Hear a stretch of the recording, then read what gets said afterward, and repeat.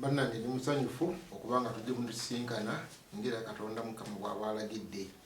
Nze Ssemambo Christopher nga nzize n'ebisoko byaffe era nga bulijjo tukozesa ebisoko byaffe kutegeera entambula y'abantu, entambula y'ebintu, enkozesa y'ebintu, enjogera y'ebigambo ate nga tebirimu kwesittala.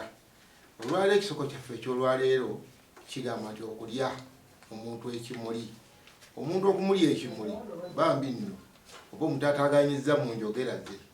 Bw'aba ng'oli anyumya n'omusaza mu mboozi, emboozi gy'oba omusazizzaamu kiba kitegeeza takyagyongedde mu maaso n'amakulu gayo temugategedde. Ekyo kibayita okulya omuntu ekimuli. Kubanga ekimuli osobola okkirya ate n'otakikiriza kuleeta kibala. Kati emboozi ekibala kyayo oba okiggyeewo nga tasobodde kugimalayo. Kwe bayita okulya ekimuli. Ssaabasajja Kabaka awangaale.